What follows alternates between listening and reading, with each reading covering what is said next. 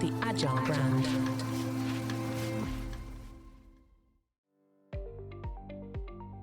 Welcome to the B2B Agility Podcast, where we look at the factors that drive success in B2B marketing, with a focus on the people, processes, data, and platforms that make B2B brands stand out and thrive in a competitive marketplace. I'm your host, Greg Kihlstrom, advising Fortune 1000 brands on MarTech, marketing operations, and CX, best-selling author and speaker. Now let's get on to the show. In this special episode brought to you by Landrum Talent Solutions, a national recruiting firm specializing in marketing and HR positions, we're going to talk about a few things today, including the state of the job market and how elections, the economy, and AI are affecting the plans that hiring managers and job seekers are making for 2025. Joining me today is Sue Keith, Corporate Vice President at Landrum Talent Solutions. Sue, welcome back to the show. Hi, Greg. It's nice to be back. Yeah, always love talking about this stuff with you. So for those that didn't catch the last episode where we talked, could you tell us a little bit about your role at Landrum Talent Solutions? Sure. As you mentioned, Landrum Talent is a national recruiting firm that specializes in two functional areas, marketing and HR. I lead our marketing practice. We help our clients place full-time contract and fractional positions on their teams. Everyone on our team, myself included, spent the majority of our careers in marketing roles. So we like to say we speak the language. I think our clients would agree that we're pretty good matchmakers. Great. So start by talking about just the overall climate right now. I mean, we're approaching the end of the year and lots of stuff in play. Elections are in a matter of days, so things are a little in flux. And in some ways, it can be a little incongruous, right? So there's positive numbers like jobs numbers, inflation, interest rates down. So it's not all bad news. Certainly, there's some not so great news as well. Yet it seems like companies are still behaving as if it's all bad news all the time. Is this what you're seeing? Absolutely. I think I've been saying this for a while, but it feels like it's been opposite day for almost 2 years now. In fact, I read a stat the other day that in October of 22, so 2 years ago, economists predicted there was a 100% chance of a recession. And I think they're just finally now saying they may have been wrong. So despite all the positive indicators, the last 2 years have been tough. So you've got corporate profits at record highs. Side note, Goldman Sachs just beat estimates by $1 billion on the top line. They reported earlier this week and reported a $3 billion profit. That was just for Q3 alone. The stock market has been at record levels. Consumers are still spending, it seems like mostly on flights to Europe, despite Right. inflation, which to your point has come down since. And, houses are still selling for over list with multiple offers. I mean, and that's despite interest rates being at, maybe not record highs, but in recent times, record highs. So despite all this positive news, companies effectively retreated, or you might want to say retracted over the past 2 years, in response to all these predictions and this constant drumbeat of warning calls about an impending recession. And as you mentioned, of course, the upcoming election has some companies on pause before they commit to investing again. It certainly adds some additional uncertainty into the market. Yeah. So what does this do to the hiring climate? I mean, obviously with uncertainty and all this, again, it's not like this is just happening. You as you said, and I've been experiencing as well. This has been for a couple of years, but what does this do to the hiring climate? It does a lot. And as you mentioned, so it's been about 2 years since we started, not to go back too far, but, we had COVID in 2020, 21 hiring exploded. I've been known to say maybe a little bit recklessly. And then there was just this seismic shift the other direction late 2022. And that's where we still find ourselves. And it was reaction to the recession fears that I just talked about. Companies pulled back on investments, investments in new technology. So I know a lot of folks who run, startup SaaS companies who they just can't, none of their clients are willing to take the risk on investing in something new or haven't been willing to. Strategic consulting projects, the big consulting firms are really struggling, at least on the commercial side of their businesses. And then, notably in hiring and not just hiring, the concern about the economy has meant not just frozen headcounts, but many, many layoffs. And unfortunately, marketing teams have been particularly impacted. probably talk to a dozen marketers every week at every level who've been laid off. Many of them have been looking for several months. So these can be really tough conversations. And on the flip side, this means that marketing teams are running really lean right now. And so what we've seen from a hiring perspective is a market increase in demand for interim contractors. So someone to come in on an interim basis to either fill a gap on your team, help launch a new campaign or a product, or help with a big upcoming event. And it makes sense. Marketing leaders still need to get the work done. And if they can't hire, they bring on interim support. Yeah. So, again, there's some short-term things like, again, this episode's airing a few days before elections, so there's a lot of talk about that. We're, towards the end of a calendar year, there's probably, there's lots of other factors at play here. Do you think it's likely to settle down anytime soon? And I mean, the job market, not necessarily the political landscape, because we're going to steer a bit clear of that right now. Yes, we are. To answer your question, yes, to the settling down, I do think it will, or maybe better said is we're cautiously optimistic. So there are a few positive signs we're seeing. So first, to the point I made earlier, all those, the recession is coming, which are now likely wrong. Right. I think most economists agree at this point that we may have accomplished the soft landing that we've been shooting for, maybe hoping for. So this should make organizations more comfortable with stepping up their investments. Hopefully that means in hiring as well. Secondly, as I mentioned, we specialize in positions in marketing and HR, and our HR practice has seen an increase in our clients building their talent acquisition teams back, meaning companies are hiring internal recruiters again. So that means, it's a great leading indicator that companies are gearing up to hire either later this year or probably more in 2025. And then the third thing we're seeing, well, this is definitely less scientific, but it's just as encouraging. We're seeing a lot more marketers post on LinkedIn recently. They've got to do jobs. That badge that LinkedIn puts up there. There's a lot of those going by in my feed right now. So that's another good sign. Yeah. So given all that, we've got the context here. Let's talk more specifically about hiring managers and what they should be keeping in mind, just given all this, and even if uncertainty may be reduced in the short term, what are you hearing from hiring managers as far as their priorities and how they're approaching hiring? Right. So as I mentioned, marketing teams are running really lean right now. But the expectations on what they're supposed to deliver haven't changed. And in some cases have gotten even more aggressive, but they don't have headcount. So they're getting creative and they're bringing on, like I mentioned, interim contractors to augment their teams. And so typically the budget for contractors comes out of marketing's program budget and not out of the headcount bucket. So CMOs are, they're working on finding a balance between using that money to invest in programs and then investing in bringing on people to help execute those programs. There's also this interesting thing that's going on too, that, we've had several clients tell us one of the reasons they're bringing on a contractor with us is they actually have an ulterior motive. What they're doing is they don't have headcount, right? So they're bringing on a contractor to help them make the case to their management team that they really do need to have this position, a full-time position on their team for the work the contractor is doing.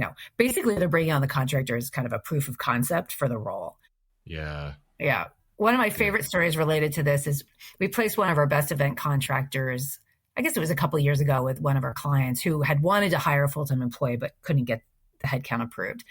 And that client called me a few months later and she said, get this, our contractor was doing such an amazing job and kind of demonstrating the need for that role that her CEO gave her approval to actually hire for the full-time position. Nice. Yeah, no, I've seen that work as well. And I think I've even done that, from a strategic position as well. So there's lots of work to be done as much as we talk about AI taking part of people's jobs or whatever. There's too much work to be done, as you were saying, teams running lean and stuff like this. So, speaking of AI, how are hiring managers thinking about this, and what effect is this, all this talk and potentially planning around AI and affecting hiring plans and decisions? Now, that's a really interesting question and really a timely one because for most companies, we're about to head into budget season. Yeah. There's so much buzz right now about AI and how it's going to potentially replace humans, especially marketing humans. Right. What I'd say is, as of now, what we're seeing is marketing teams are using AI tools to be more productive. So typical use cases using ChatGPT, Claude, Gemini, insert AI tool to generate content and or graphics faster. So they're producing more content, more stuff. What we're not seeing yet, and I stress yet, is positions being eliminated due to AI or org charts changing due to AI. So what we're thinking for next year, 2025, we don't see AI or the threat of the AI significantly impacting hiring decisions for next year. But I do think there's a good chance it will start to impact hiring in the near future. And there's also, we stress that every marketing leader needs to be prepared now, especially like I mentioned, if you're heading into budgeting season, just be ready for your CEO or CFO to challenge the size of your current marketing team or your hiring request for next year by suggesting that with AI, maybe the marketing team should be smaller. So even if that's not going to be the case, be prepared to respond and potentially, hopefully refute that question.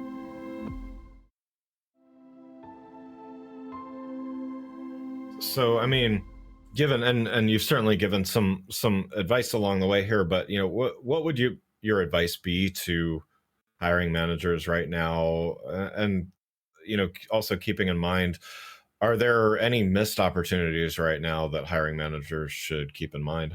Sure. So, I've mentioned that marketing leaders are turning to contractors since they can't bring on full-time employees, but we've been seeing a lot lately is what I'll call a disconnect between the job description and the required years of experience of the person they want to bring on. And what I mean by this is often the job responsibilities say they more likely align with someone with, say, 10 or 15 years of experience, but then the job description says 2 to 3. Yeah. And the reason for this is budget. So the hiring manager really does need a more experienced marketer, but their budget can only support a more junior person at a lower hourly rate. So in these cases, we can certainly find more junior level candidates. That's not always the case, but in this environment, there are earlier career folks who are not employed and are willing to take on a contract role and hopefully maybe even a contract to perm. But we also encourage our clients to consider more seasoned people. So in that case, it's a win-win. As I mentioned, there are a lot of experienced marketers who are in between jobs right now. And for some of them, they've been in between jobs for quite a while. So they are more than happy to do tactical work on a contract basis. Maybe not a job they would want it for a full-time role. It may be too junior for them, but to just get in there, they're willing, they're looking to get back to doing some work, keeping their brains active, keep the gap on their resume, make new connections. And, they're often willing to take a lower hourly rate than what they normally would have because of the environment. And, and for some of them, they just simply want to break from job searching. I mean, I've been doing this for 12 years and I've yet to find somebody who says, this is fun, So, right. And in fact, when one of our recruiters likes to tell, especially this time of year, because we have a lot of these going on right now, she likes to tell our more senior candidates that look at contracting as like a holiday gift from us. And then on the hiring manager side, so you get someone who needs to work or wants to work and is willing to do a more tactical role at a lower rate than they would be able to normally command in a stronger market. But for the hiring manager, you get the level of experience you actually really need to do an effective job in the role. And someone who has the experience to jump right in and make a difference and doesn't need to be coached, mentored like a more junior level person. But you're getting that person at a rate that aligns with your budget. So it's a pretty good deal right now. Yeah. The second thing I'd like to mention that I think is really important for hiring managers to consider is actually the opposite of hiring. It's retention. So as I mentioned, marketing teams are running really tight right now. And we talk to a lot of people who are employed and are really burned out. So what we're telling marketing leaders is be paying attention to your teams right now. Get in front of retention. Make sure your people feel appreciated, even if you can't do it with raises or bonuses. But make sure the work they're doing is they feel like it's being noticed and appreciated, and maybe think about career pathing plans for your people. So even though I'm working really hard right now and I haven't had a raise for a year, maybe my manager has told me, well, there's the career path I'm heading towards. So there's a reason to stay and stick it out, because the job market is going to turn. I mean, it has to turn at some point. Yeah. And as soon as it does, your people are going to be tempted to see what's out there. So making sure they feel valued and really importantly connected to the organization, with everyone still mostly working remotely, it's hard to, we've lost that, what I call that connective tissue with amongst the people who work for a company, not just in marketing, but across the organization. So do what you can now to make sure people feel really connected to the company and to the team before the job market does turn and companies like mine start reaching out to them.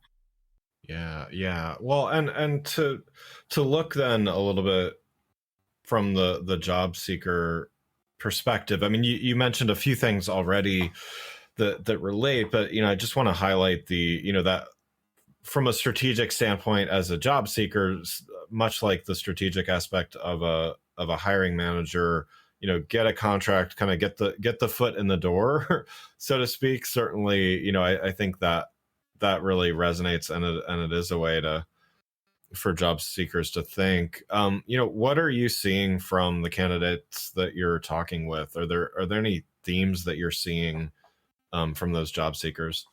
Unfortunately, not much has changed from our last conversation and probably last couple of conversations. Yeah. It's still really tough for job seekers at all levels of experience. The market is super competitive. There are hundreds of applications for every job. And unfortunately, oftentimes the candidate experience is pretty awful. And, I've talked about this before. Maybe I should say I've preached about this before, but I really encourage companies to review their candidate experience from application to offer, and especially how they handle candidate rejections. Not only treating people kindly is the right thing to do, but you really should keep in mind that a candidate is a potential future consumer of your product or buyer of your product. So bad candidate experience with your company could actually hurt your company's brand. Yeah. And this is, I know I've shared this anecdote on the show before, but I had somebody from Kimberly-Clark on this was years ago at this point, but they literally calculated basically the potential loss of revenue from a customer of theirs. They do all kinds of like paper products and all that kind of consumer products. They actually calculated the potential loss if they gave their candidates a bad experience and they just choose their competitor on the shelf next door, next to it. So it's like, this is not just a theoretical thing, right? This is a real it's a real thing. And maybe not every organization can calculate it in that way, but that just highlighted to me exactly what you're saying, which is there is a cost, and there's a long-term effect of all of these things. That's amazing. I think it's brilliant that she did that. They did that because I find that, especially on the consumer product side, right? Or any consumer business or product, that's really important. But it's just, that same, even if you're talking about B2B, like let's say it's a SaaS company, that candidate just had a really bad experience, could eventually be a future potential buyer of your software at wherever they land. And I think there's, and this is where maybe marketing needs to get more involved. We as marketers think every day about the customer experience, from starting on when they land on your website to conversion and beyond. But I don't think a lot of companies, we haven't been seeing a lot of companies who are really thinking about the candidate experience. And like I said, maybe this is where marketing needs to also maybe partner with HR and bring those experience skills that we're used to deploying to the candidate side. Yeah, absolutely. Yeah. It's, and if nothing else drives this point home of, how important the candidate experience is, let's put some dollars to it and, and illustrate that. And, hopefully that moves the needle and, kind of nudges people in one direction over the other. I would love to see that or more of that, I'll say. Absolutely. What other advice would you give to job seekers in the months ahead? So 2 thoughts. The first one is going to sound really weird and honest or obvious, I should say, but be honest when applying for jobs. Like I said, it sounds really obvious, but we're seeing some bad behavior. And what I mean by this is, so where we see it most often is a lot of times when you apply for a job, not only do you submit your resume, but the company or we have put in some screening questions to really like just make sure we're getting some of the must-haves. In our case, questions may be something like, do you have at least 5 years of product marketing experience? Or do you have people management experience? Or are you able to commute to the company's Washington, D.C. office 2 days a week? And what we find fairly often that people aren't truthful when answering these questions because they want their resume to get through. But what happens is that's really short-sighted because we're going to take look at their resume and very quickly determine that they don't have 5 years of product marketing experience, or they live in Chicago and the job's in Washington. So it's not that hard to find that out, right? No, it's pretty quick. And what that does is not only does that mean we're not going to talk to you for the position you applied for, but it also means, there's always a possibility that person could be a good fit for another role we're working on. So for example, just this morning, someone referred somebody to me for one of the positions we had. And I was like, you know what? She's not qualified for that, but she actually is qualified for this other one. And I think one of our teammates is talking to her today. That won't happen if we see someone who looks like a good fit for a different role we have, but is just, let's just say, not been truthful in those questions. They've given us a reason to question their integrity, and we're probably not going to talk to them. Yeah. So that's a big one, even though, and I will not disclose where, but you'd be interesting to know that we see this a regional thing where different regions of the country, people tend to answer those questions more honestly than others. Oh, interesting. Fun fact. Oh. The second thing I'd like to suggest to job seekers is, recognize that you may need to be more flexible with your location requirements. So even though most people are still, well, I don't even know if you can say most people, but a good number of people are still working remotely. More and more companies are requiring hybrid work schedules. You see this everywhere. Dell just got a lot of press because they're requiring their salespeople to be back in the office with, 2 seconds notice. But more and more companies, leaders are really thinking that some productivity, innovation, a lot of things are lost if everyone's 100% remote. So if you're locked in as a candidate, if you're locked into only considering remote only roles, you're really going to be taking yourself out of contention for many jobs. And it may be time to start figuring out, okay, if you've been working remotely and haven't been paying for childcare or worrying about childcare, these are some of the things you have to start thinking about. Yeah, absolutely. Well, Sue, thanks again for all your insights and ideas, and definitely love to check in with you on this stuff. I mean, I know there's a lot of people out there, this affects people's jobs, this affects people's hiring and just the way companies are able to get work done. So always appreciate checking in with you on these things.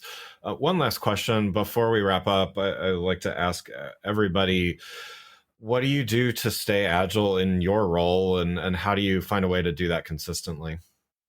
I love this question. I think my best answer is, so I talk to CMOs and marketing candidates every day, and that's really the best part of my job. I may not be doing marketing anymore, but I get to talk about marketing strategy, org structures, MarTech platforms, all the good stuff with really smart people. And not only do I enjoy this, but it also has a benefit. I'm able to bring these insights to bear when I'm talking to our clients and advising them on, maybe how to shape their teams or really digging into a gap on their team they're trying to fill.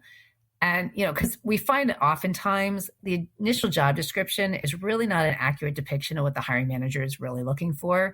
So by having these informed conversations where, I bring all the intel I've gotten from all the other marketers I've been talking to, we can, when we're talking to the hiring managers about what they really need, we're able to identify what that true skill set looks like, both quantitative and qualitative, that will be best able to meet the needs of their team. So I think just my job requires me to talk to people day in, day out. And that's how I just stay really current on things. Yeah. I love that. I feel the same way about having, the opportunity to have a podcast like this, because I get to talk to people like you and, like 3 times a week. I think it's just, it's amazing what you learn by having conversations and talking through, and even listening to conversations. It's amazing what you hear kind of even in between the details, right? So. Right. I sometimes think, after I've had a really good conversation with somebody and I've learned something that, is really important in some way, whether it be personal or professional. And I think, what conversations have I missed? Right. What don't I know because I didn't talk to someone? Yeah, Bit of totally. an existential question, but I sometimes wonder. Well, I love that, and yeah, we'll leave everyone with that then. So again, I'd like to thank Sue Keith, Corporate Vice President at Landrum Talent Solutions, for joining the show. You can learn more about Sue and Landrum Talent Solutions by following the links in the show notes. Thanks again for listening to the B2B Agility Podcast. If you enjoyed the show, please take a minute to subscribe and leave us a rating so that others can find the show more easily. You can access more episodes of the show at www.b2bagility.com. That's b2bagility.com. While you're there, check out my series of best-selling Agile brand guides covering a wide variety of marketing technology topics, or you can search for Greg Kihlstrom on Amazon. Until next time, stay focused and stay agile. The Agile brand.